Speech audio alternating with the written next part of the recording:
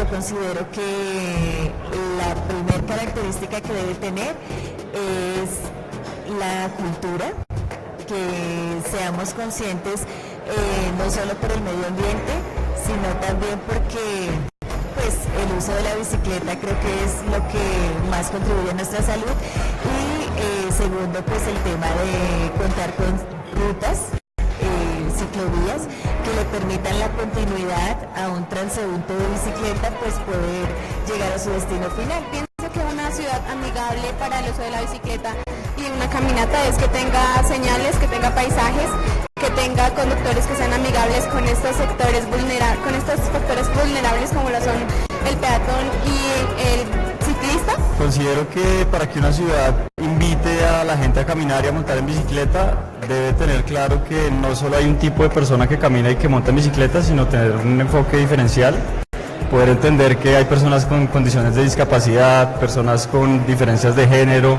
personas con diferencias de edad, que al entender eso puede formular soluciones para cada uno de estos grupos específicos. Las características que debe tener una ciudad para que los recorridos puedan ser en bicicleta, tendría que haber una infraestructura segura, que las calles fueran para la gente y no para los carros. Pienso que tiene que ser una ciudad segura, con una infraestructura vial adecuada para todos los actores viales, tanto para peatones, personas que van en bicicleta, como personas que van en vehículos. Se tienen que tener en cuenta temas de seguridad hacia tanto como peatones o usuarios. También el tema de género, que donde las mujeres también se sientan seguras pues transitando.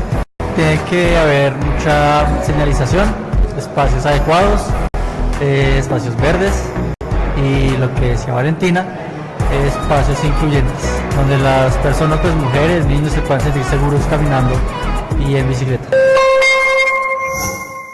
Muy bien, y con este abrebocas voy a invitar al profesor Vergel para que inicie el panel. ¿Por qué no pasa aquí, profesor? Que creo que va a ser un ejercicio de participación, ¿no?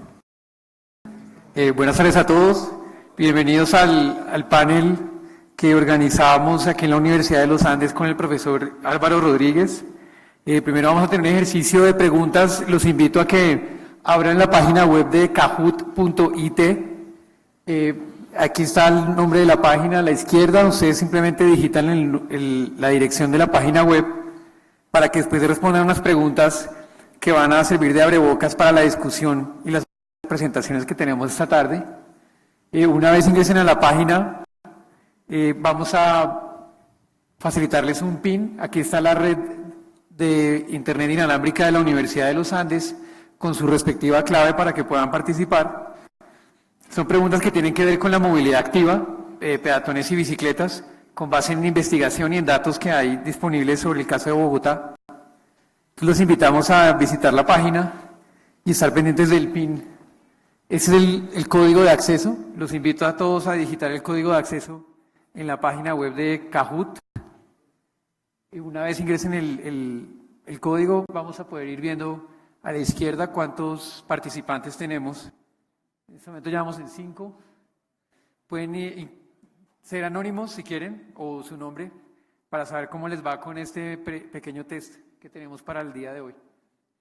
Ya llevamos más de 27, 28, 30 participantes. La página nos va a dar unos segundos para responder cada pregunta. Ya vamos con más de 40.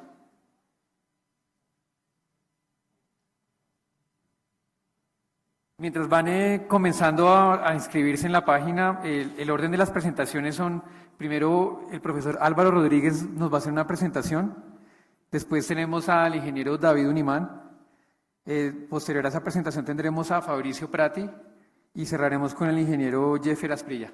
Esas son las 4 presentaciones que tenemos para la sesión de hoy. Ya vamos en casi 80, más de 80 participantes para el Kahoot.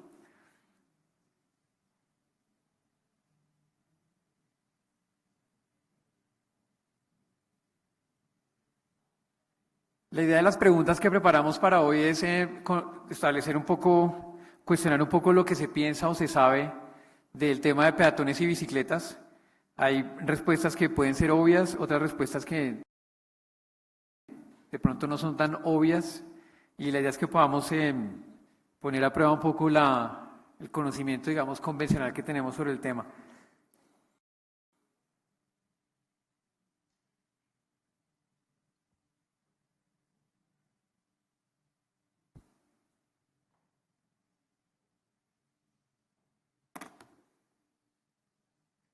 Bien, vamos a comenzar con las preguntas. Primera pregunta. A mayor número de biciusuarios, mayor será la tasa de muertes en siniestros viales para todos los usuarios de la vía. Básicamente el supuesto allí es que la asociación es positiva. ¿Es verdadero o es falso, según ustedes?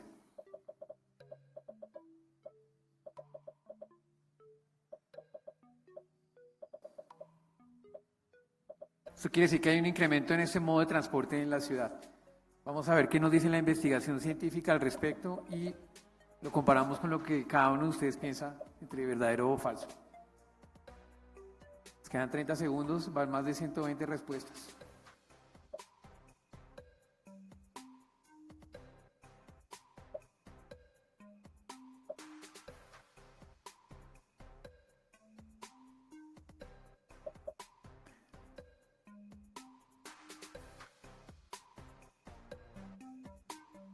Creo que ya respondieron todos, ¿no? Ah, no, todavía más.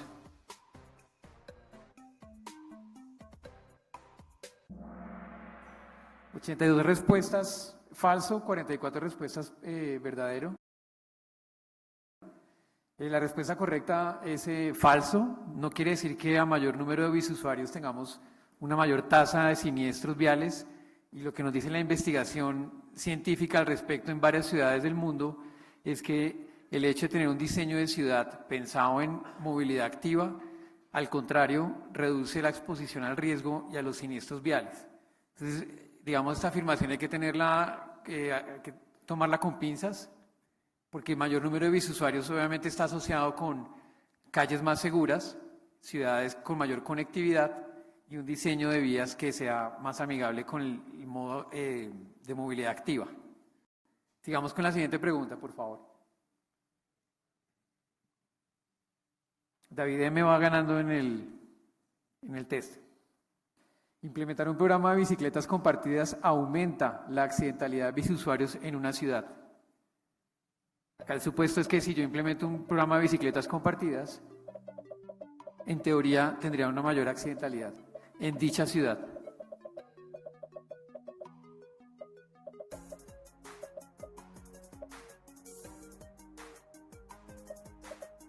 Esta vez tenemos más respuestas que antes, que en la primera pregunta.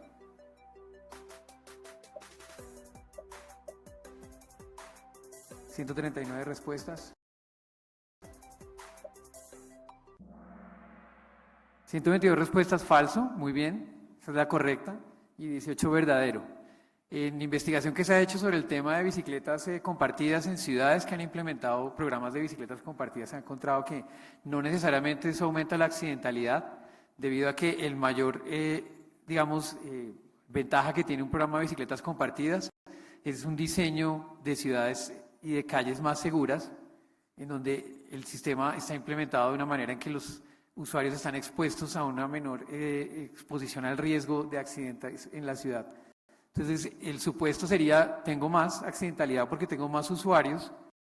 En la práctica, si un programa de bicicletas compartidas se implementa con infraestructura, no necesariamente aumenta la accidentalidad. Sigamos a la siguiente pregunta, por favor. David M. va ganando. Tercera pregunta. Aumentar el número de kilómetros de cicloinfraestructura aumenta las colisiones con biciusuarios. Primera respuesta, siempre.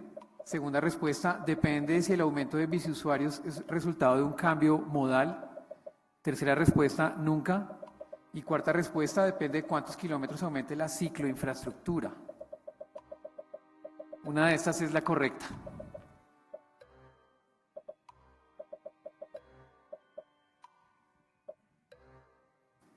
Aquí los supuestos o las hipótesis serían: inmediatamente aumento en los kilómetros, aumenta la probabilidad de colisión.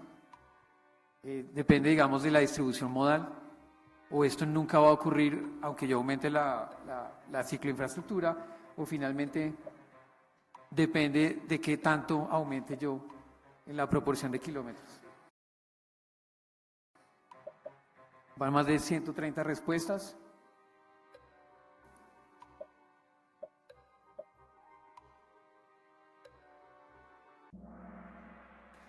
Muy bien, 63 respuestas para nunca y 38 respuestas para depende de si el aumento de biciusuarios es el resultado de un cambio modal. Esa es la respuesta correcta. Los 38 que respondieron, ese depende. Lo que arroja la investigación científica al respecto es que si yo logro migrar personas de vehículos motorizados, privados, particulares, a bicicletas, tengo menos usuarios en otros modos y por lo tanto, si logro un cambio modal, no necesariamente va a aumentar las colisiones de biciusuarios en las vías porque estoy reduciendo el número de usuarios que están interactuando en las vías de la ciudad. David M. sigue ganando, ahora Erika va de segunda. Sigamos a la siguiente pregunta, por favor. ¿Cuántos viajes se hacen en bicicleta en Bogotá cada día? Aquí ofrecemos 4 rangos de respuesta. La primera entre 600 y 700 mil viajes. La segunda entre 701.000 y 800.000 viajes. La tercera entre 801.000 y 900.000 viajes. Y la última es entre 901.000 y 1.000.000 de viajes. Es para la ciudad de Bogotá.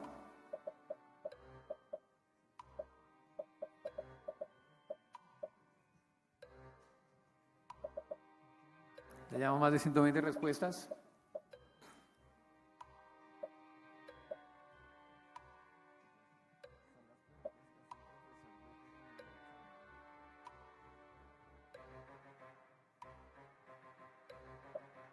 ¿130 respuestas?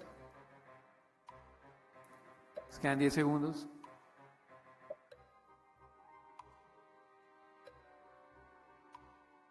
Creo que hasta ahí vamos a llegar, 132 respuestas.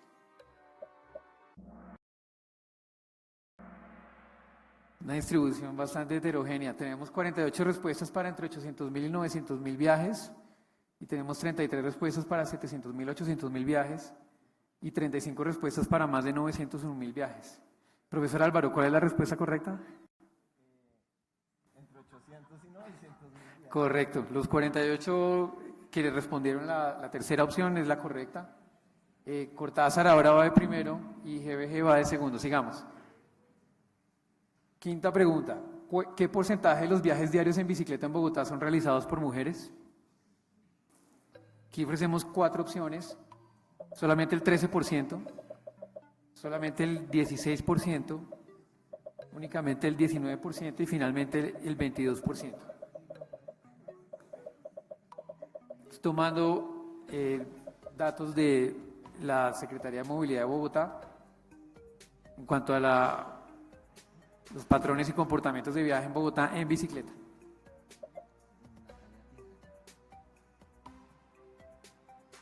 ¿130 respuestas?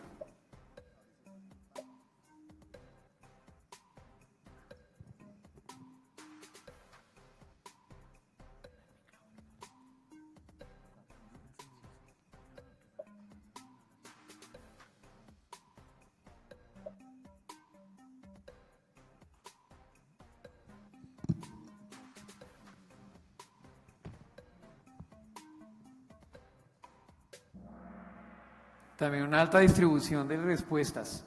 La respuesta correcta es el 22% de los viajes diarios en Bogotá lo realizan mujeres. 43 personas tienen la respuesta correcta. Sigamos. GBG ahora va de primera, Ángela va de segunda. Sigamos. Última pregunta. ¿Qué porcentaje de los viajes diarios en Bogotá se realizan a pie? ¿El 29%? ¿El 31%? ¿El 33%? ¿O el 36% de los viajes diarios en Bogotá se realizan a pie?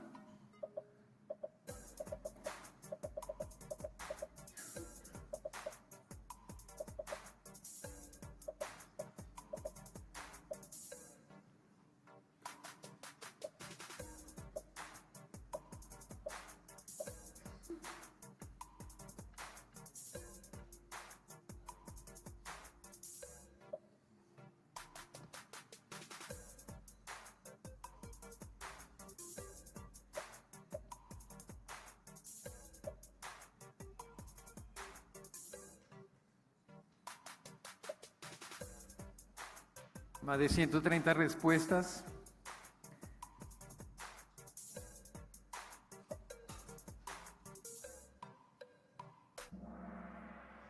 Bastante distribuidas las respuestas. La respuesta correcta es el 31%. Así que 31 personas respondieron bien la pregunta, perdón. Es un porcentaje bastante alto y nos da una idea de los comportamientos de viaje en la ciudad. Ganó CC, no sé si la persona que ganó quiere alzar la mano para que sepamos quién es. Muy bien, felicitaciones por las respuestas correctas para el ejercicio. Ahora invito al profesor Álvaro Rodríguez a hacer su presentación, no sé si la quiere hacer acá o desde allá en el sofá.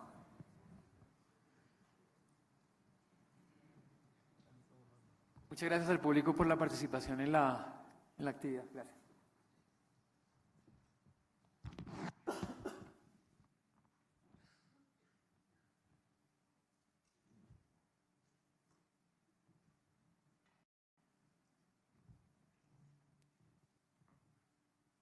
Bueno, muy buenas tardes a todos. Estamos muy felices de tenerlos aquí en la Universidad de los Andes para este importante evento que ya se realiza en su 13ª versión. Antes que nada quisiera pues mencionar que aquí en la Universidad de los Andes tenemos un grupo de ingeniería de transporte muy fuerte. Hacemos muchas investigaciones en muchos temas, entre ellos los temas de seguridad vial, y pues nuestro grupo de investigación se llama el Grupo de Estudios en Sostenibilidad Urbana y Regional, y ustedes debieron haber recibido alguna información en su paquete que les entregamos cuando llegaron al evento.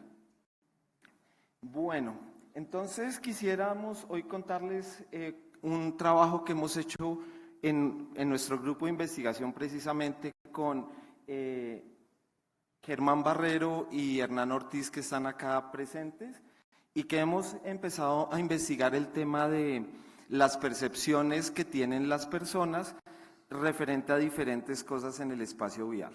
Entonces, como vimos en el video que se presentó al principio de la sesión del panel, que las personas decían que queremos tener ciudades con árboles, ciudades muy bien diseñadas, ciclorrutas, aceras, lugares para que los peatones y los ciclistas puedan transitar de forma segura. Entonces nosotros salimos precisamente a preguntarle a los diferentes actores de la movilidad activa o no motorizada, como son los peatones o los ciclistas, sobre ciertos atributos de la vía y sobre sus percepciones que tienen respecto a la seguridad vial. Entonces uno se imaginaría ciertas cosas de lo que es un entorno seguro en términos de seguridad vial o de accidentes. Pero la persona puede estar en un sitio y tener una percepción diferente a la que tiene otra persona. Entonces es dependiendo de estos estímulos externos, de cómo perciban las cosas, cómo las personas tienen las diferentes formaciones mentales respecto al tema. Entonces salimos y le preguntamos esa pregunta a más de 1.500 personas, 1.000 peatones y 420 ciclistas en la ciudad de Bogotá. Y los resultados básicamente fueron estos. Por ejemplo, para los peatones se los preguntamos en 30 diferentes puntos. Por ejemplo, en la NQS, una vía principal, o en una vía de barrio, para tener diferentes, digamos, mucha variabilidad. Y encontramos puntos, espere a ver, como este, que son calificados bastante bien, que la persona percibe el entorno muy seguro, o este como la barrita morada, que son puntos donde hay una mala percepción de la seguridad vial. Por ejemplo, vean ese espacio, las personas, ese es uno de los que está mejor calificado. Las personas tienen una percepción de que ahí no van a ser o no van a tener eventos de accidentes. Que es sustancialmente diferente, también tiene esa misma característica de que las personas percibieron ahí una buena calidad con respecto a los accidentes. Este de acá cerca a Mundo Aventura, donde aquí también entonces vemos unas características bastante interesantes que hacen que las personas se sientan bastante seguras frente a los accidentes. Este de acá, como les dije, en la NQS, donde incluso tenemos, aparentemente esto todavía sigue siendo una ciclorruta, y este espacio aquí que es también en la NQS, donde las personas ya no se sienten tan seguras. Fíjense que bajó de 6 punto algo a 4.6 la percepción en una escala de 10. Y ahora vamos a ver los 3 lugares que las personas percibieron como más, donde tienen la peor percepción de seguridad vial. Este es uno, aquí en el centro de Bogotá, es obvio, ¿no? Este también aquí en el centro de Bogotá, la Candelaria, y este también en la carrera 9ª con calle 36 Sur. Entonces, después de haber hecho este ejercicio, lo que nosotros hicimos fue correr unos modelos, y con los modelos probabilísticos lo que nosotros tratábamos de predecir era qué hacía que las personas se sintieran más o menos seguras en un derecho de vía, en una calle, en un espacio vial. Pero eso no solo lo hicimos para peatones, sino ese mismo ejercicio que les acabo de mostrar, lo hicimos para ciclistas. Y encontramos unos resultados bastante interesantes. El primer resultado y más importante que tuvimos fue encontrar que la seguridad, la percepción que tienen las personas de seguridad vial se asocia muy fuertemente con la seguridad personal. Es decir, la percepción de seguridad personal de alguna manera afecta también la percepción de seguridad vial. Entonces, en lugares donde las personas se sienten más seguros contra el crimen, la percepción de seguridad respecto a accidentes es mejor. Y nosotros encontramos pues que es una cosa que tiene mucha lógica. Realmente cuando una persona está preocupada por varias cosas al tiempo, eso le incrementa que no se pueda concentrar en una cosa solamente. Entonces, en un lugar que probablemente percibe inseguro contra el crimen, también esté como azarado de estar pensando en otros temas como la seguridad vial. Entonces, podríamos decir la seguridad o la inseguridad es contagiosa, es decir, tener lugares seguros contra el crimen va a hacer que las personas también tengan percepciones más positivas sobre la seguridad vial, o viceversa. La segunda, que la relacionamos muy fácilmente con el tráfico, es que lugares con contaminación auditiva y polución más altos van a tener mayor percepción de accidentalidad. Eso pues se explica muy fácilmente, sencillamente calles con mayor tráfico, usualmente el tráfico va más rápido y las personas tienen una percepción de que son lugares donde habrá una mayor probabilidad de accidentes. La tercera conclusión la tercera conclusión que encontramos en nuestro estudio es que cuando en el andén, en la acera o en la ciclorruta hay más conflictos, es decir, la entrada a un garaje, la entrada a un predio, tener, no sé, una ciclorruta junto con una acera, generan una peor percepción de seguridad vial en esos lugares. ¿Por qué es tan importante esto?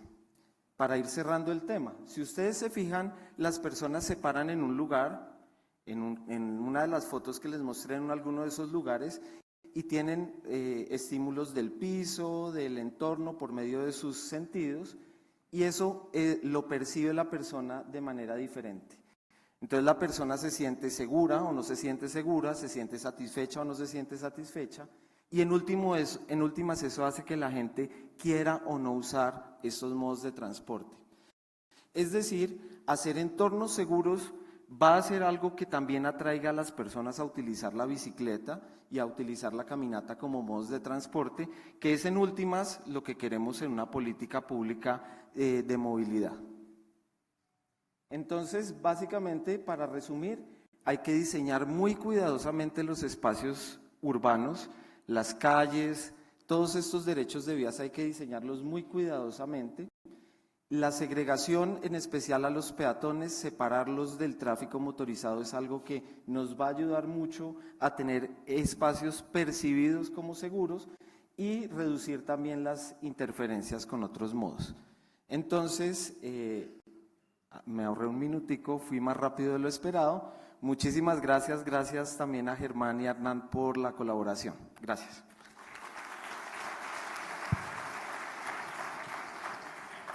Profesor, muchas gracias por la presentación. Invito ahora a David Unimán a hacer la presentación sobre Bogotá, capital mundial de la bici. Aquí estoy tomando nota de las recomendaciones del profesor Álvaro Rodríguez para el espacio de conversación y discusión que vamos a tener. Bueno, hola, buenas, ¿cómo están?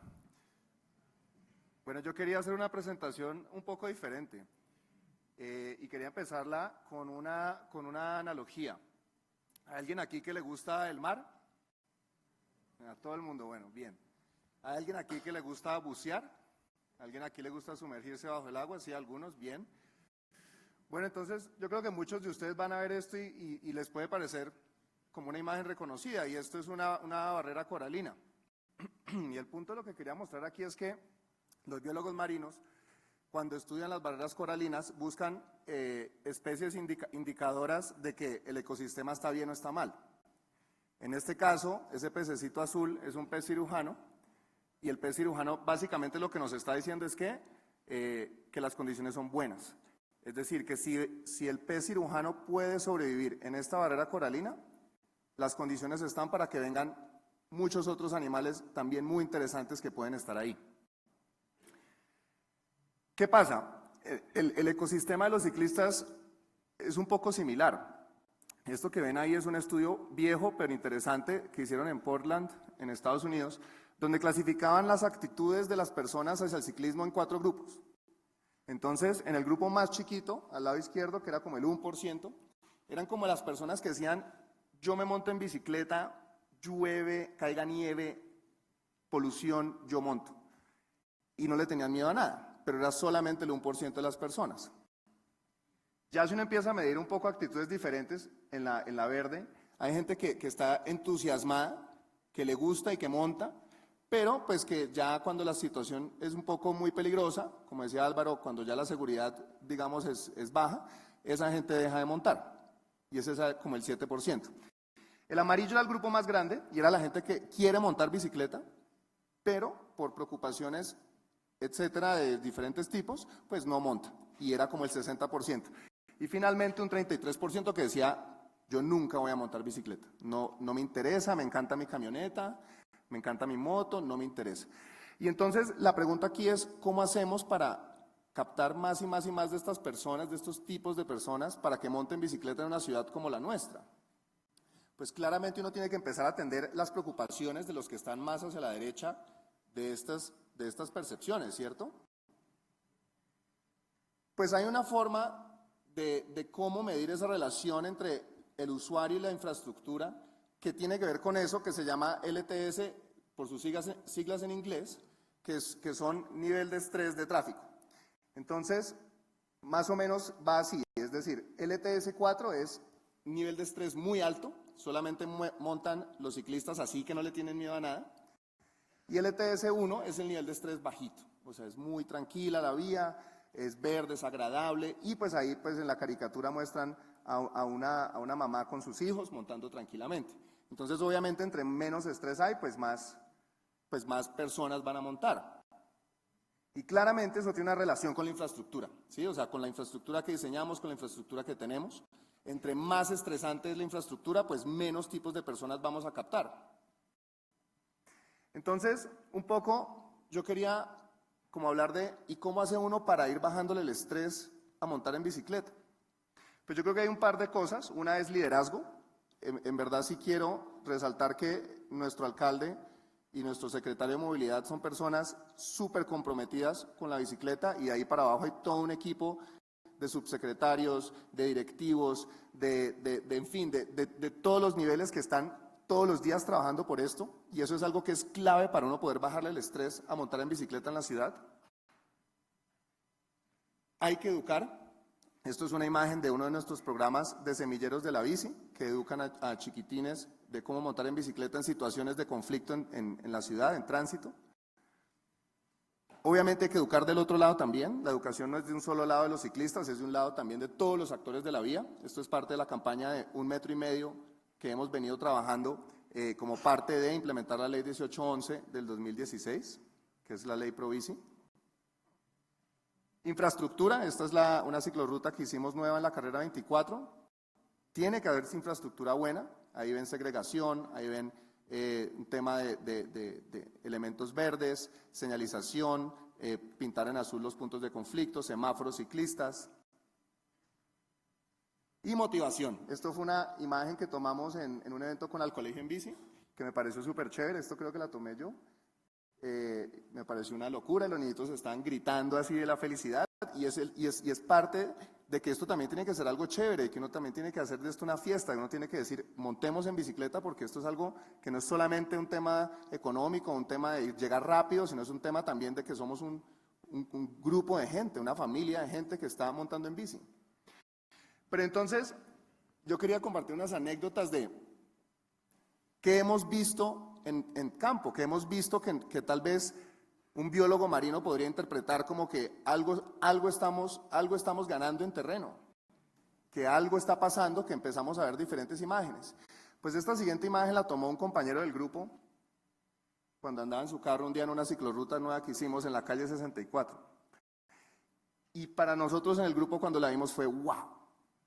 O sea, eso fue ver un pez cirujano, eso fue ver la meta, a lo que hay que aspirar. Nosotros dijimos, si estos dos amigos de por ahí, yo creo unos 10, 12 años, pueden andar en bicicleta solos, porque estaban completamente solos, pues entonces eso significa que una cantidad de ciclistas mucho más preocupados van a poder montar también en esa infraestructura en específico.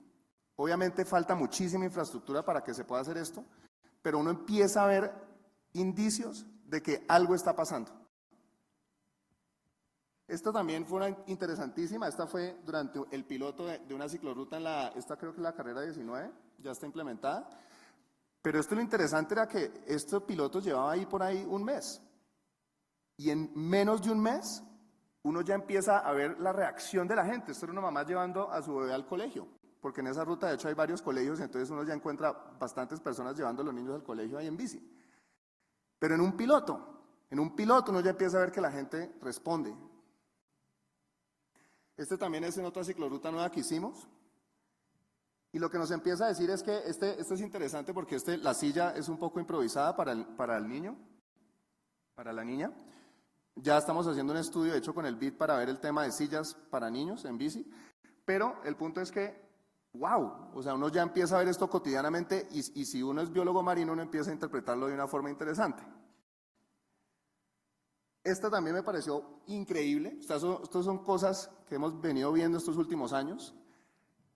Yo iba detrás de ellos y les juro que no se soltaron de la mano por ahí 1 kilómetro. O sea, iba la mamá agarrada con su bebé de la mano, pedaleando todos juntos.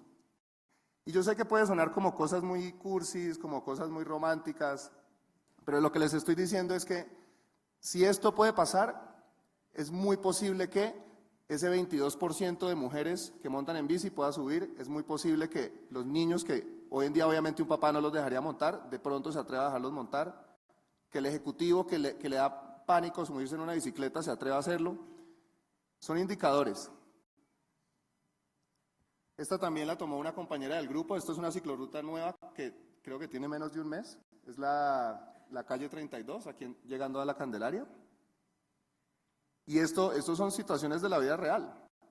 O sea, esto no es montaje, esto es gente que en verdad ya está confiando en la infraestructura que se está haciendo. Y obviamente nosotros estamos aprendiendo de eso, de cómo hacer mejor esa infraestructura. Eso es un proceso iterativo que toma muchos, muchos años, en intentar corregir, errar, mejorar. Y acá hay un videito, esto es un video de Jenny, que trabaja en el equipo de bicicletas en la Secretaría de Movilidad, y este fue un videito que ella le tomó al hijo una mañana cuando iban al colegio. No sé si lo pueden poner. Bueno, salió al revés, pero...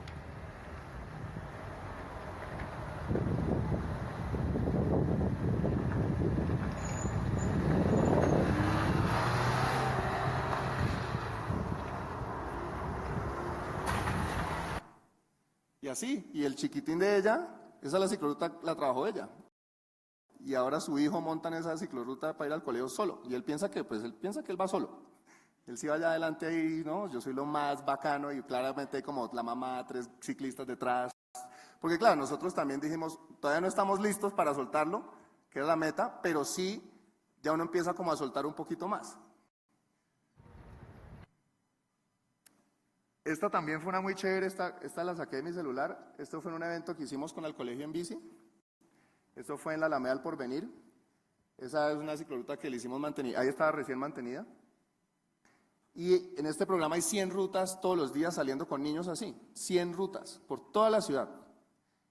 Entonces uno dice, bueno, y todos obviamente se planifica con nuestros equipos de cuáles son las rutas que ellos van a tomar, qué ciclorrutas van a utilizar, pero pues empezamos a ver que si hay 100 rutas de niños que van todos los días al colegio en bicicleta, usando la infraestructura, pues de pronto es otra indicación de que sí es posible tener infraestructura que pueda cumplir esta meta. Y finalmente, decir, esto también nos lo mandaron en un pantallazo, y esto era de un señor que ya, digamos, a una edad tardía decidió hacer el cambio, decidió decir, oigan, yo también voy a experimentar la bici. Y caso real, y entonces un poco el mensaje es que si vamos nosotros a lograr hacer ese cambio de la gente en esa grafiquita que estaba al lado de allá, para el lado de acá, si nosotros logramos empezar a enamorar y a darle la confianza y la seguridad a estas personas claves, es una buena señal de que todavía falta, siempre va a faltar más y todavía nos falta, pero vamos por buen camino para tener una infraestructura que probablemente nos va a ayudar a tener a todo el mundo montando en bicicleta. Muchas gracias.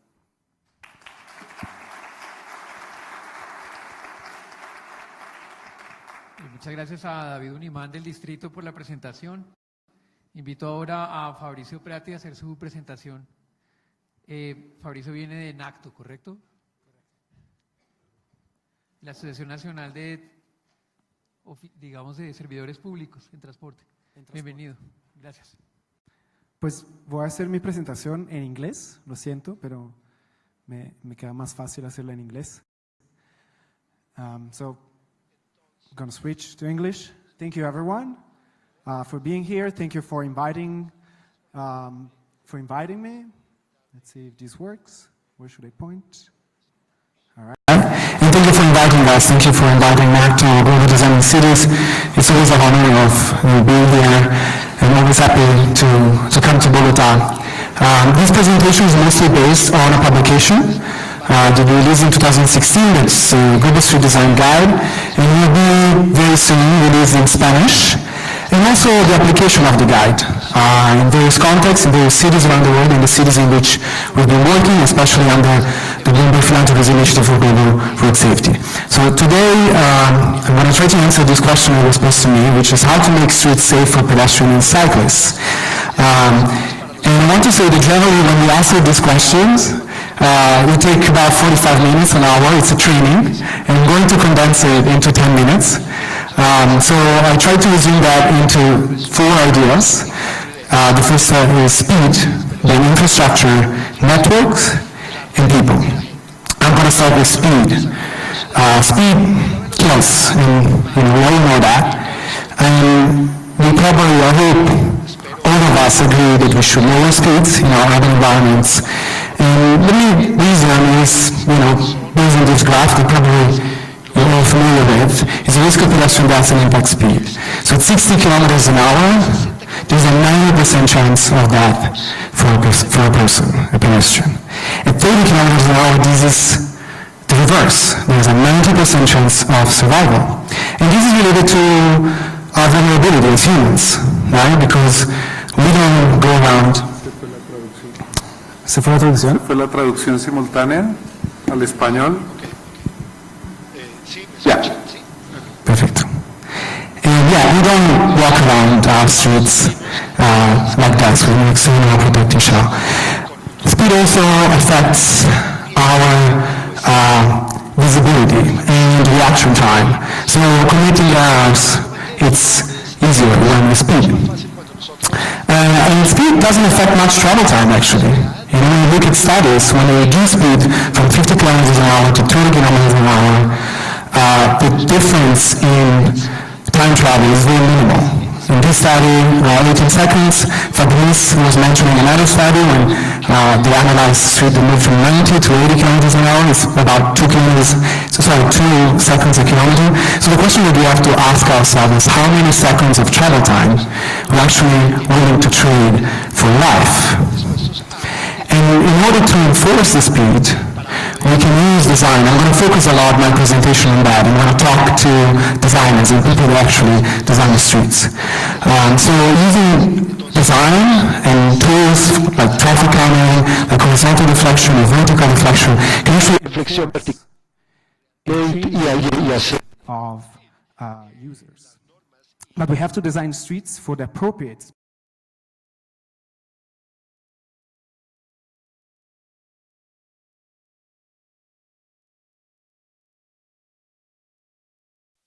y si nosotros superamos eso, entonces vemos aquí qué sucede. Hicimos una comparación con la diferencia de velocidad. Esto está traducido, dice que en el contexto a 30 kilómetros por hora, la misma velocidad, no es apropiado. Por ejemplo, si en un contexto residencial, en una calle como esta, si nosotros queremos que la gente camine en las calles, si vemos que los niños jueguen en las calles, nosotros tenemos velocidades de 10 o 15 kilómetros por hora. Otro punto importante es con relación a la infraestructura. Ustedes pueden ver que cuando diseñamos infraestructura para los usuarios más vulnerables, realmente aquí tenemos que ver los detalles muy cuidadosamente en cómo diseñamos la infraestructura para los peatones y los ciclistas. No es la forma. Nosotros tenemos que suministrar espacios para que ellos estén protegidos al cruzar la calle o también permitirles a ellos cruzarles la calle. La gente que realmente los niños o gente con incapacidades van a ir un poco más despacio. Entonces tenemos que ser creadores. Entonces tenemos que tenerle el espacio a los carros, pero haciendo la prioridad en estos peatones. Nosotros tenemos que ser proactivos. Que la persona realmente esté más segura, más cómoda. Entonces, si la velocidad realmente está por debajo de 30 kilómetros por hora y si la gente observa esta limitación, está bien compartir. Pero cuando está por encima de 30 kilómetros por hora, nosotros debemos de proteger físicamente los andenes de los vehículos en movilidad. También en las intersecciones son los espacios de mayor conflicto en nuestras ciudades y nosotros no podemos echarle la culpa a los usuarios. Yo estaba escuchando esta mañana que nosotros reaccionamos como humanos en nuestro ambiente, según cómo esté diseñado nuestro ambiente. Entonces, en muchos casos, nuestra infraestructura es importante. Tenemos que tener en cuenta cómo diseñamos esta infraestructura, las responsabilidades de quienes diseñaron esa infraestructura, como yo. Las redes son fundamentales porque no es únicamente diseñar la infraestructura apropiada, pero también conectar toda la ciudad. Especialmente cuando estamos hablando de los peatones y los ciclistas, tenemos que crear un ambiente seguro, cómodo, seguro en todas las escalas para ellos, por ejemplo, en las intersecciones, en las cuadras. Nosotros necesitamos un camino continuo, seguro, en cada punto de intersección y una distancia entre los puntos de intersección nunca pueden estar en menos de 100 metros. Y lo recomendado internacionalmente es que entre cada uno de esos pasos haya 100 metros. No podemos echarle la culpa a los usuarios por esto, porque es nuestra responsabilidad. Y yo quiero traer un ejemplo, y es probablemente si no es el primer proyecto, nosotros trabajamos con el Departamento de Movilidad en Bogotá en la carrera 68 y nosotros observamos que había muchos conflictos, muchos accidentes y heridos y muertes, y la gente estaba tratando de llegar a su destino, pero como diseñadores nosotros diseñamos corredores que las únicas formas seguros de atravesar las calles estaba a 500 metros o a 1 kilómetro de distancia entre el uno y el otro. Entonces tenía la gente que caminar más o menos 10 cuadras para poder cruzar la calle. Y esto es insano, esto es inaceptable. Nosotros tenemos que realmente acomodar nuestra infraestructura para el comportamiento de la gente, no lo contrario. El diseño, básicamente también lo mismo con la red de ciclovías. Si nosotros no creamos un sistema de ciclovías que conecta toda la ciudad, que todo el mundo se sienta seguro de salir, son los errores urbanos. Los ciclistas no toman el espacio para cubrir largas distancias que estén equivocadas. Deben estar diseñados para eso. Y hacer la selección de cuál es la forma más fácil y más rápida de llegar a una. Aquí este es un ejemplo de 1967, cuando dos infraestructuras crearon unas interrupciones que realmente no le permitía a los ciclistas. Es decir, la gente podía en bicicleta tomar 2 minutos de un punto al otro, mientras que en un carro le tomaba 20 minutos. Y esto es algo también un complementario de lo que estamos viendo anteriormente. La gente, aquí tenemos que redefinir a nuestros usuarios de la calle. Nosotros tenemos que diseñarlo para esta gente, para nuestros niños, para nuestras familias, para nuestros ancianos. Nosotros tenemos que diseñar una infraestructura segura y cómoda para todas las edades y para todas las habilidades. Y en este caso quiero hablar a nuestros diseñadores.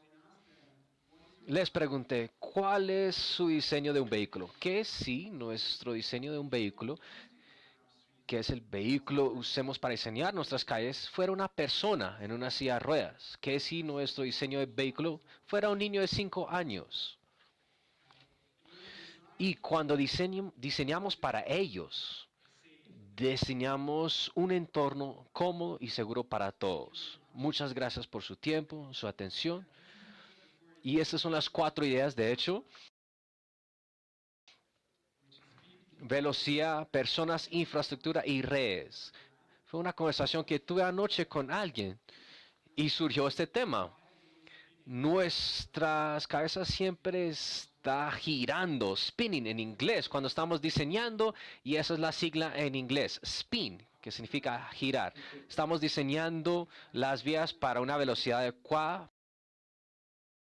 para todas las edades. Estamos brindando infraestructura protectiva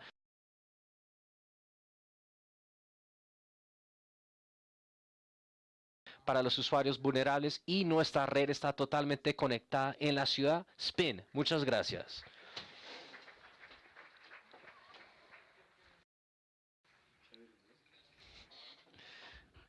Ahora invito al profesor Jeffer Asprilla de la Universidad Distrital con su presentación. Muchas gracias. Bueno, para todos y para todas, tengan muy buenas tardes. Quiero agradecerle a los organizadores.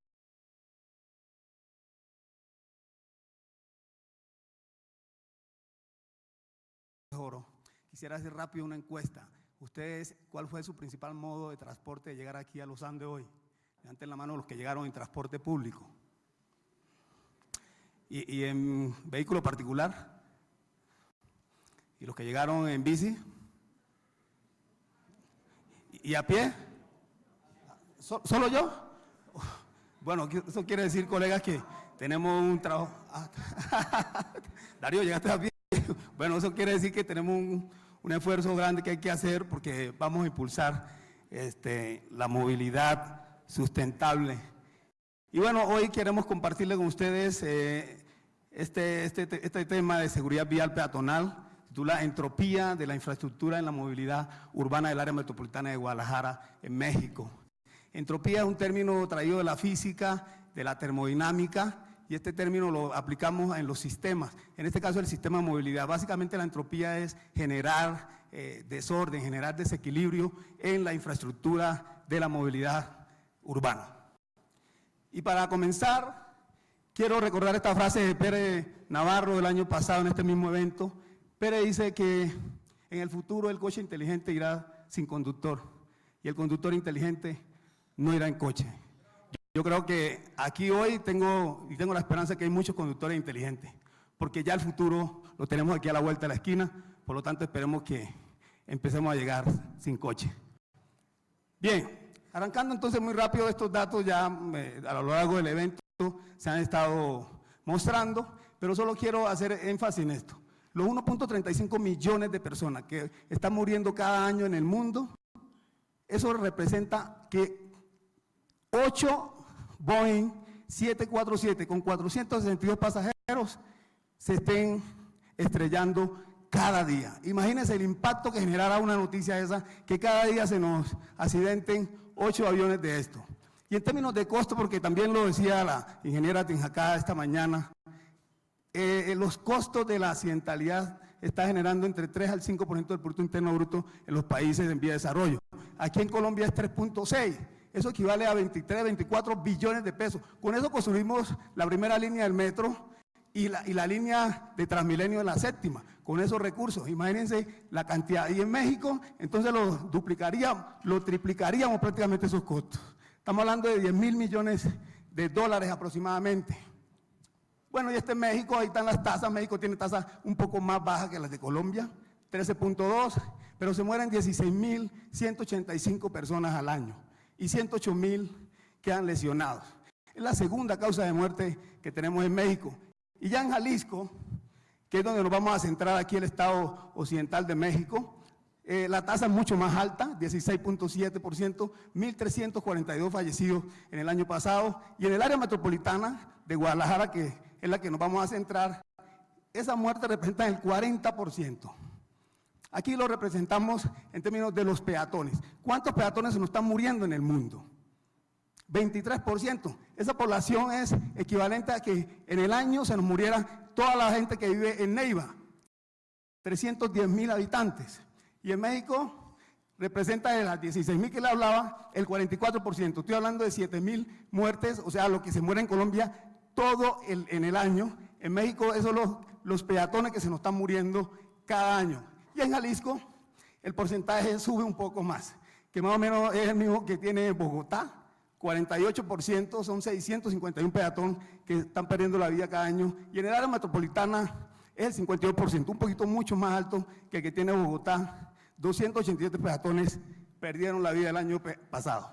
Y bueno, esto son las acciones, ya a lo largo del evento se han estado platicando de qué es lo que viene haciendo ONU y la Organización Mundial de la Salud.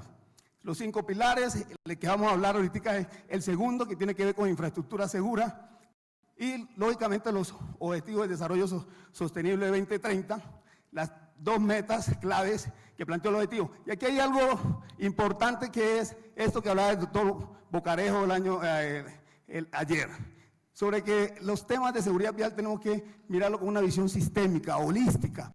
Es la única manera que podemos atender esta problemática para poder mejorar la seguridad vial. Y bueno, aquí el área metropolitana de Guadalajara, son 9 municipios que la conforman. Tiene un parque automotor mucho mayor que el de Bogotá. Allá las tasas de motorización es de 457 vehículos por cada 1.000 habitantes. Y los peatones, más o menos los viajes que se hacen en Guadalajara cada día, 11.5 millones. Los peatones es el 13%. Muy rápido, este fue el corredor que nosotros analizamos. Este es el corredor, uno de los corredores principales del área metropolitana. Aquí tienen la carretera Libre Zapotanejo, que conecta con la avenida Revolución. Por la avenida Revolución viene la nueva línea del tren ligero, la línea 3. Guadalajara ya va para la tercera línea. Esperamos que Bogotá hoy se presenten las propuestas. Vamos a inaugurar esa tercera línea en Guadalajara, que tiene alrededor de unos 24 kilómetros. Y entonces tomamos este eje porque es un eje clave. Y todos estos puntos verdes que ven es un mapa de georreferenciación de los peatones que han sido atropellados y que han muerto en el área metropolitana de Guadalajara. Más o menos ese eje tiene 22 kilómetros con 3 carriles, y en este eje comunica alrededor de 5 municipios del área metropolitana de Guadalajara.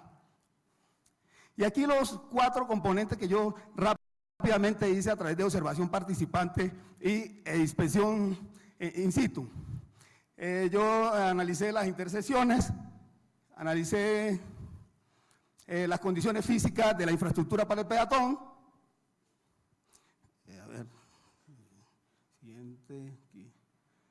Analizamos la accesibilidad que tenía esa infraestructura y la señalización. Muy rápido, porque aquí el tiempo es oro. En las intersecciones, como ustedes pueden ver, no hay medianas. Ahorita el ingeniero Fabrizio mostraba cómo había que diseñar esas intersecciones. Aquí no existen semáforos peatonales en estas intersecciones, el riesgo que los usuarios el cual están sometidos. En cuanto a las condiciones físicas, pues ya se imaginarán cómo son las banquetas. Allá en México no se dice los andenes, sino banquetas. Esta accesibilidad, pues yo creo que esto no puede ser un diseño ingenieril, pero bueno, aquí la señora va con su niño, pero tenemos este obstáculo y en una banqueta que prácticamente no cumple las especificaciones que mostraba en este manual que NACTO ha hecho. Y acá ni qué decir la parada del autobús en la banqueta para el peatón. En cuanto a la accesibilidad, pues también hay una deficiencia en esta infraestructura. Aquí vemos cómo para las personas que andan en silla de ruedas, las personas con movilidad reducida o con reducción de su movilidad tienen la dificultad para hacer los cruces o acceder a la banqueta. Y el otro aspecto de la señalización, casi que nula la señalización en este eje que analizamos. Y bueno, aquí algunos principales hallazgos. De ese eje que analizamos, el 75% de la infraestructura presenta un desorden. Yo hablo de la entropía. Es un tramo, digamos, que tiene unas condiciones de inseguridad para el peatón. Bueno, la infraestructura del área metropolitana de Guadalajara prácticamente se ha construido para favorecer el viejo paradigma de la automovilidad, para favorecer a los modos motorizados como el vehículo y la moto. Los cruces, Guadalajara implementó hace 2 o 3 años un programa que se llama Crucero Seguro y Banquetas Libres, contribuyó un poco a mejorar y a bajar los índices de accidentalidad. Y existen pues pocos cruces seguros y en algunas zonas, por ejemplo, en esas zonas que yo escogí ese eje, hay colegios, hay universidades, hay hospitales, hay comercio, pero nunca vi pacificación de tráfico ni cruces seguros para los peatones. Algunos desafíos que tiene el área metropolitana de Guadalajara, le toca rediseñar. Ahí nosotros los ingenieros civiles, los urbanistas, los arquitectos tenemos mucho que hacer en estos trabajos. Tenemos que rediseñar esas viabilidades que sean incluyentes, que sean seguras, como lo decía en el video que al comienzo de esta plática.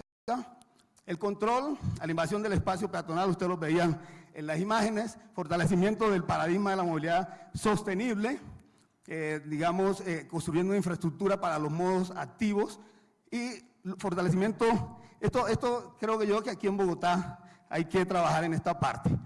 Fortalecer o crear una agencia metropolitana en términos de servicios de la infraestructura, en términos de movilidad.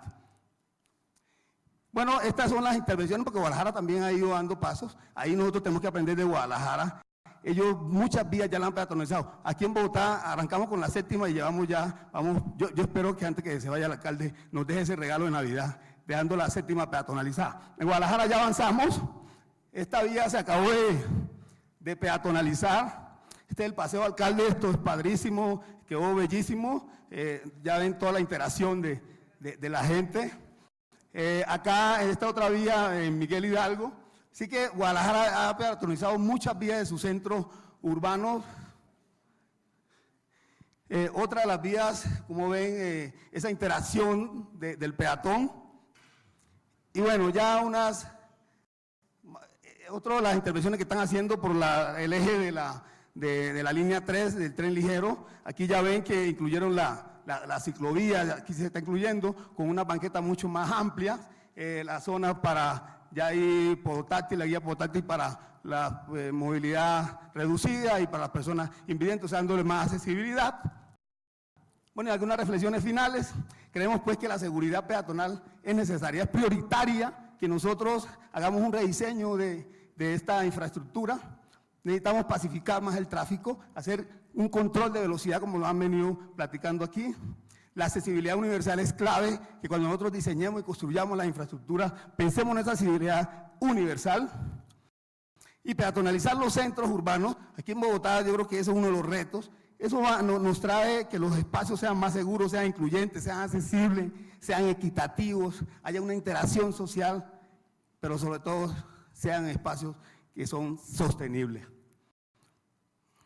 Y quiero darlo con esa frase, porque creo que el ingeniero Carejo y todo su equipo de la Secretaría de Movilidad muchas cosas que se veían imposibles, por ejemplo, de reducir, de bajar. Yo sé todas las críticas que se le vino encima cuando decidió bajar los límites de velocidad a 50 kilómetros. Se veía imposible, pero ellos lo han hecho posible. Nelson Mandela dice entonces, siempre parece imposible, hasta que se hace. Muchísimas gracias.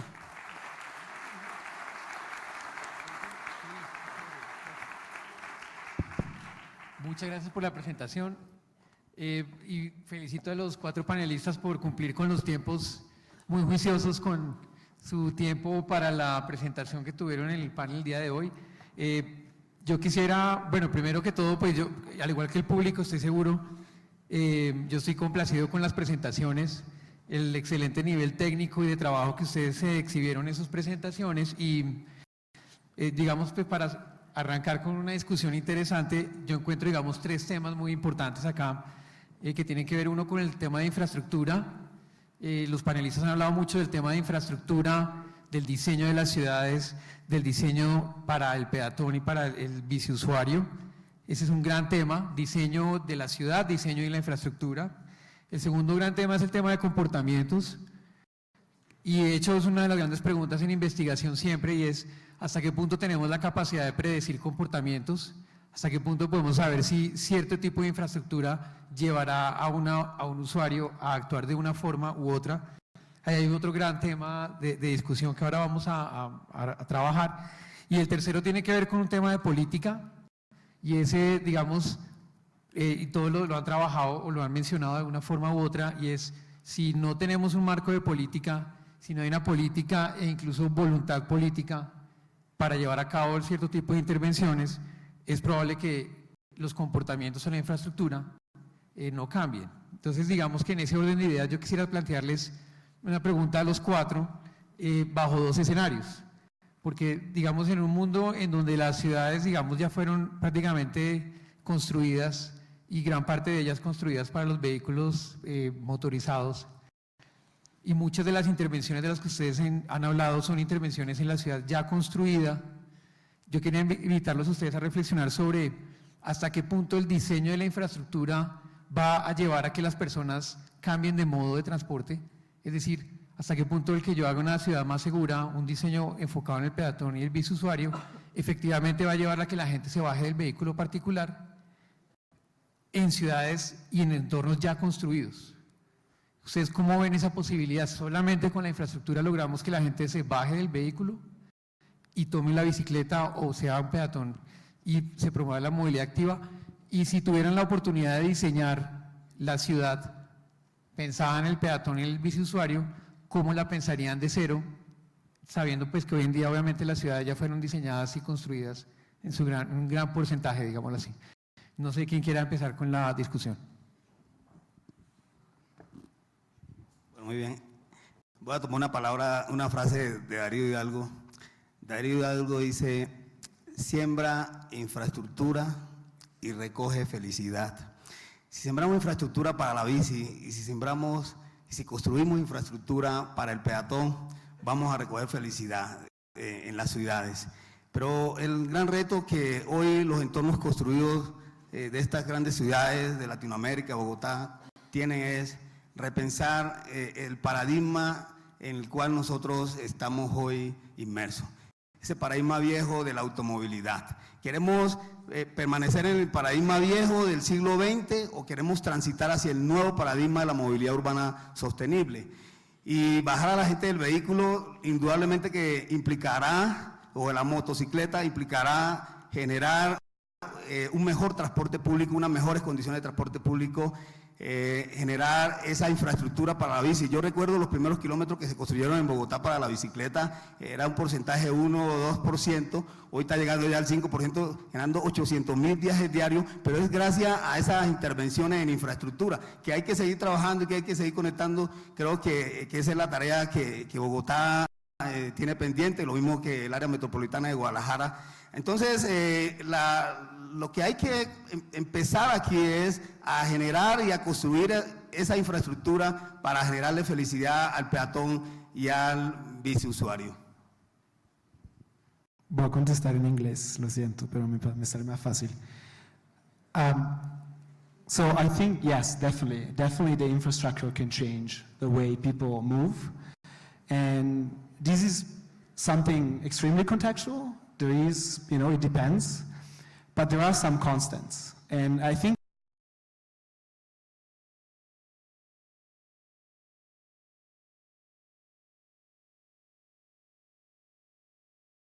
empezó a construir más espacios para los peatones, los ciclistas. Los daneses estaban diciendo, no somos Italia. Muchas personas en Italia decían, no somos Dinamarca, no podemos hacer lo mismo que Dinamarca está haciendo, modificando sus espacios, pero Italia ya lo hizo. Si tenemos la voluntad para rediseñar nuestra infraestructura, como todos los panelistas han dicho, rediseñando nuestra infraestructura para centrarnos en nuestros usuarios más vulnerables, los niños, los discapacitados, las personas de tercera edad, entonces creamos el potencial para cambiar la mentalidad y el comportamiento de las personas. Las muchas ciudades que lo han hecho en los años recientes, sin mirar a Copenhague o Holanda, Bogotá, muchas ciudades que han empezado a cambiar la infraestructura y estamos empezando a ver un cambio en el comportamiento de los ciudadanos. Se va a tomar tiempo, cierto, pero tenemos que empezar. Y empezando con la infraestructura es lo más importante. Bueno, yo me voy a chiviar, voy a adelantarles parte del resultado de un libro que estamos escribiendo sobre bicicletas y que esperamos tener publicado para el mes de junio del próximo año. Publicar un libro es lentísimo, entonces se demora como un año desde que lo tenemos listo hasta que sale. La chiva es que en Bogotá la hemos hecho muy bien. Sí, profesor Darío, la hemos hecho muy bien. Nosotros en Bogotá, y lo primero que hemos hecho en Bogotá,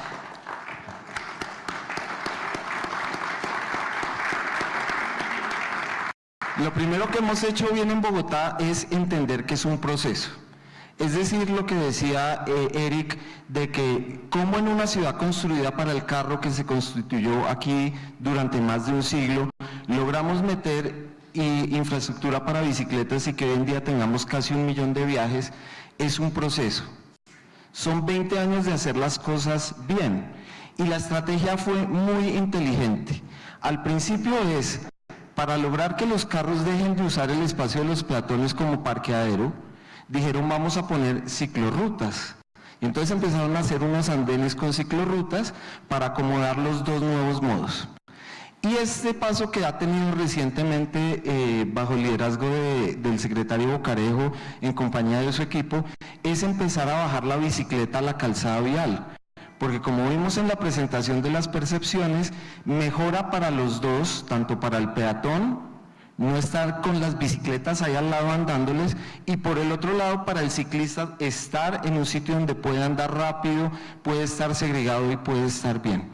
Fíjense ustedes que en las ciclorrutas sobre andén que aún quedan en Bogotá, que tienen un flujo alto de peatones, los ciclistas prefieren andar por la calle.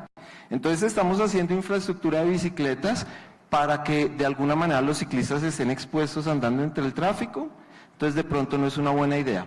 Entonces yo creo que vamos por muy buen camino en Bogotá y la manera, uno de los grandes retos es cómo lograr acomodar esa infraestructura para peatones y bicicletas en lugares donde era para el carro.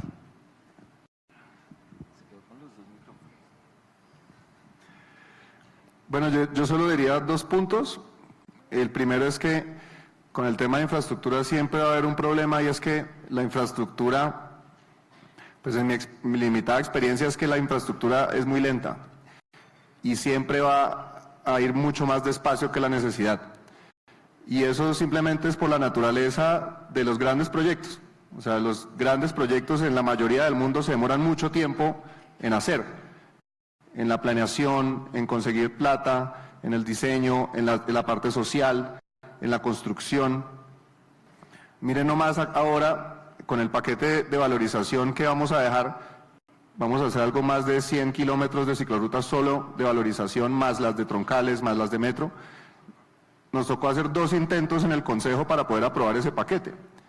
Ahí se fueron casi 3 años de los 4 años solamente consiguiendo la plata para el proyecto. Entonces la infraestructura es muy lenta y siempre va a haber un rezago. O sea, eso sí creo que es muy difícil de que los datos muestren lo contrario. Siempre va a haber un rezago en la velocidad en la que hacemos infraestructura. Entonces la infraestructura es importante, pero no es suficiente. Y ahí va mi segundo punto, es que yo creo que, y es un poco al punto de Álvaro, yo creo que lo más valioso que de pronto uno podría rescatar es que, más que de si uno hizo 1 kilómetro o 10 kilómetros o 40, es que hay un cambio en el ADN de las personas. Y es que probablemente hace 20 años no había ni pizca de interés de hacer la ciudad para ciclistas. No había. Y si hacíamos un foro, probablemente estaría unos pocos súper apasionados y no estaría el mainstream como ustedes, no estarían consultorías, no estaría industria, no estaría el sector privado. Entonces, ese cambio de ADN yo creo que es lo más valioso, y es que así hagamos 5 o 10 o 20, que siempre va a faltar, es que por lo menos el proceso ya está andando. Y es que siempre van a haber ya cada vez más y más personas que piensan en esto y que piensan que es importante. Y eso para mí es una ganancia muy grande.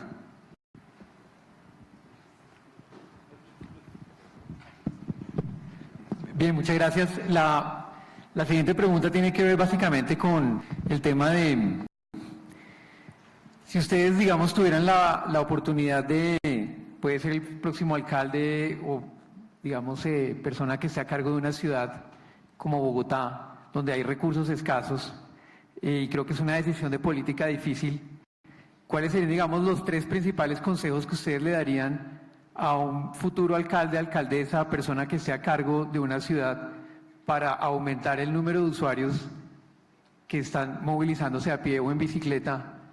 ¿Cuál sería, digamos, lo que ustedes plantearían desde la investigación, desde la experiencia norteamericana, desde la investigación en ciudades mexicanas, o digamos David, que ha estado en la administración actual? ¿Cuáles serían, digamos, sus principales sugerencias para que efectivamente la ciudad pueda aumentar en la distribución modal los usuarios en bicicleta y a pie? Bueno, yo la receta la daría de manera muy resumida y muy sencilla. Se necesitarían 3 cosas si una ciudad quiere empezar a tener un programa exitoso de bicicletas. Yo no hablo de programas de peatones porque en general como que se da por descontado que la gente camina por ahí por donde puede, pero ya veremos que en un futuro van a empezar a existir esos programas. Y en el caso de las bicicletas, la receta triple es la siguiente: liderazgo. Se necesita que llegue un líder, una persona que se siente en la silla de alcalde o alcaldesa a decir la bicicleta es importante, y en Bogotá eso ha pasado durante varios periodos en los últimos años y eso ha sido importante. La segunda es infraestructura, es decir, se tiene que hacer infraestructura, y en un estudio que publicamos en la revista Transport Geography recientemente, nosotros pudimos demostrar que personas que viven cerca a las ciclorrutas tienen una mayor probabilidad de usar, es decir, hay un cambio diferencial en la selección de modo por construir infraestructura lineal de bicicletas.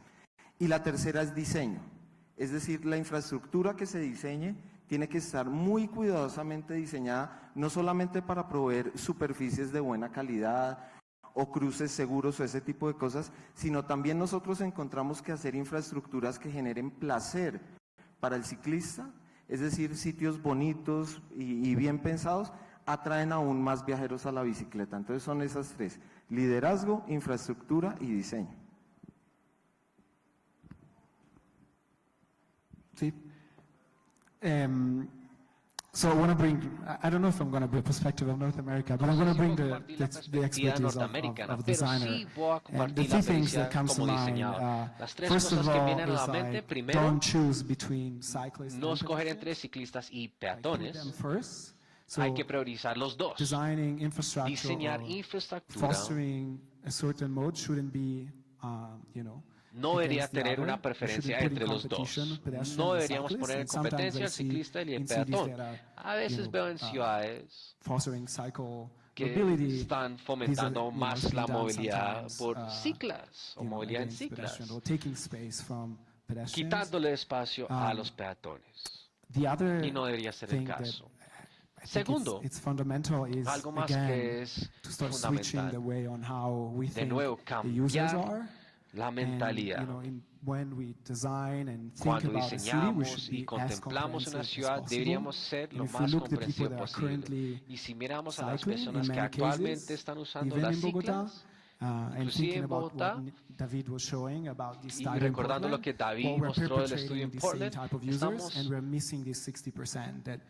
faltando ese 60% que quieren usar ciclas pero no pueden porque la infraestructura no es adecuada. Y el último punto que quiero compartir es simplemente inicien con algo. No esperen a tener el proyecto perfecto o el estudio perfecto antes de empezar. Periodos de 4 años son muy cortos y algo bueno de esta administración es que desplegaron mucha infraestructura de manera costo efectiva y han logrado mucho con pocos recursos. Entonces, felicitaciones a esta administración. Es un buen ejemplo para que la siguiente administración, el siguiente alcalde siga. Y así seguir fomentando estas modalidades sostenibles.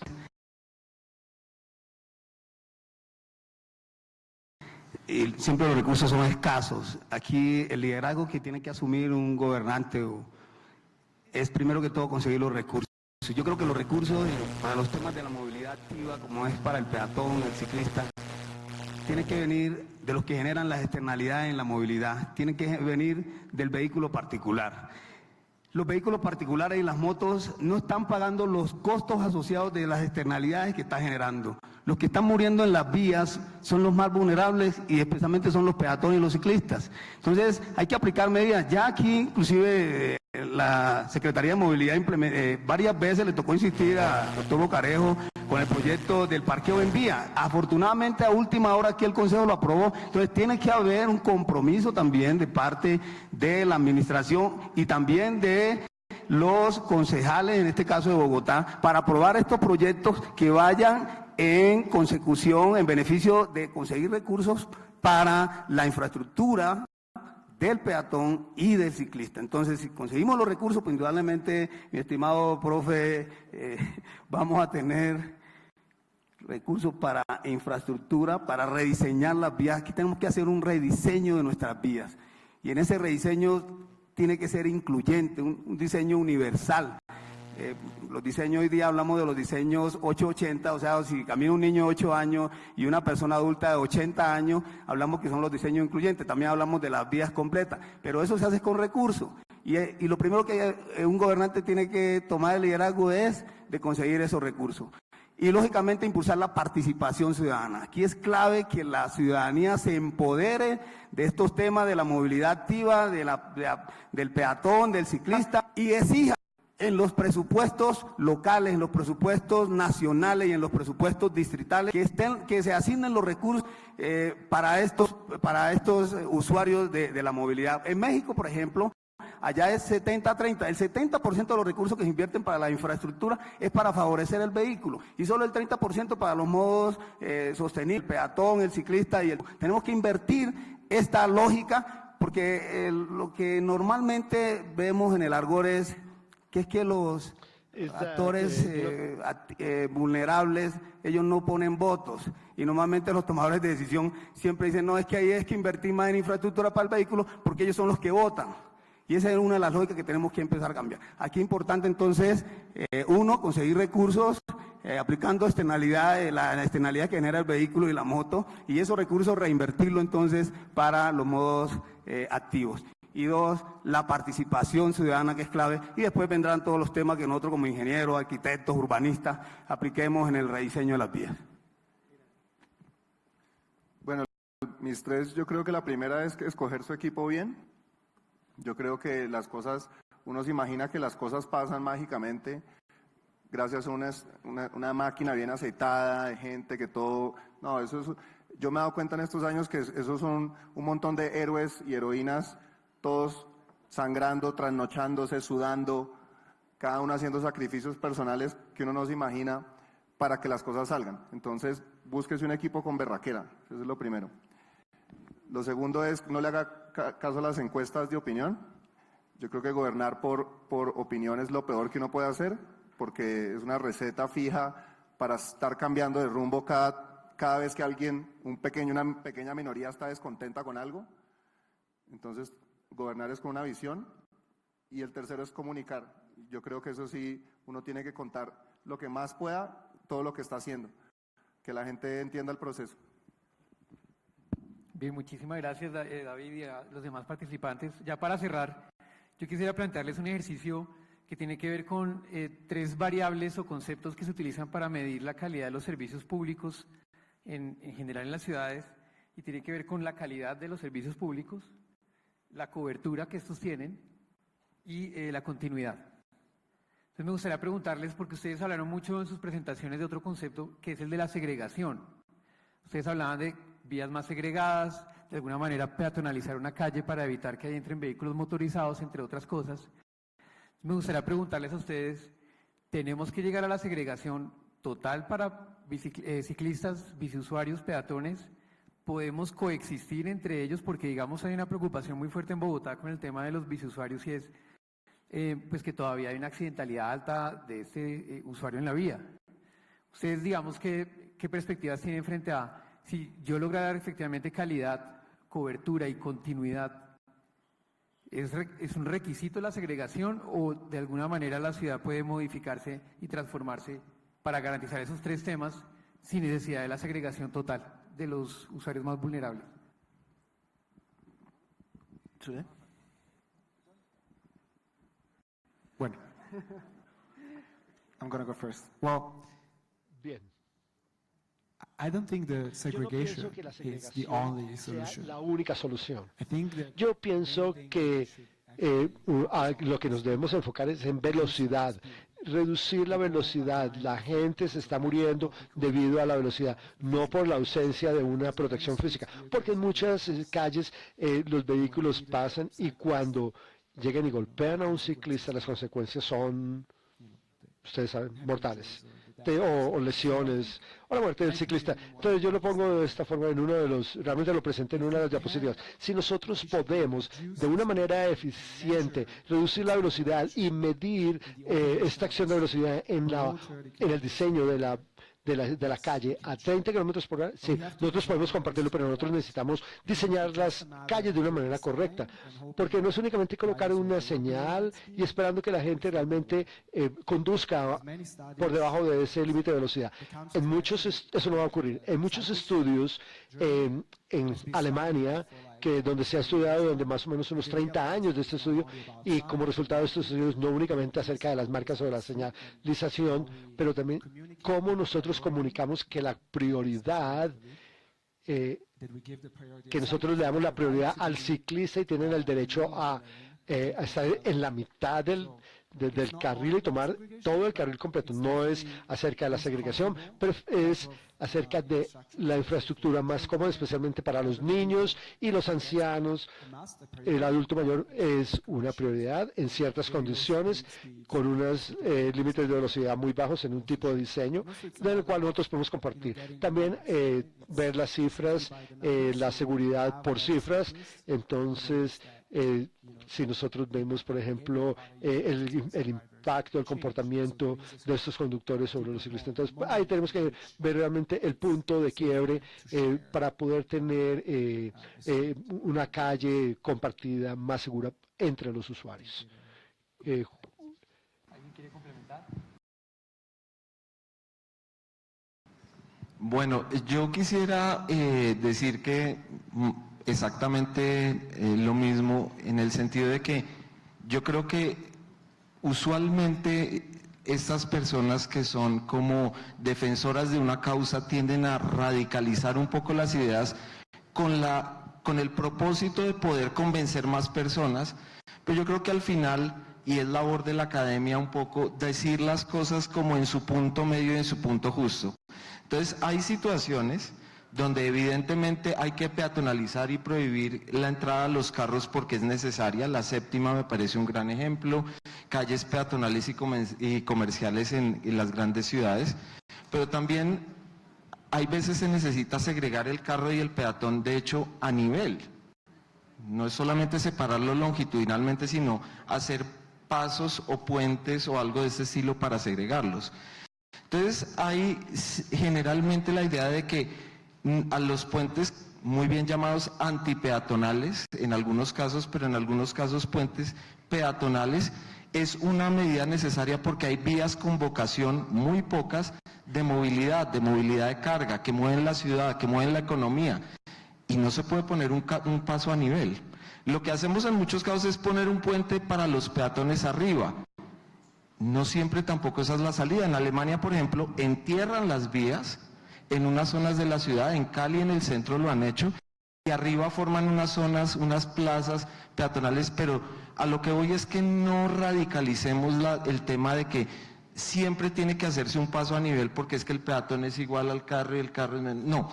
No entremos en esa discusión, hay que mirar cada caso. Hay unas vías expresas que se necesitan para la economía de la ciudad, hay unas vías centrales, comerciales, donde los carros deben tener un acceso restringido, y llamo un poquito a la ponderación que sean consideradas cuidadosamente.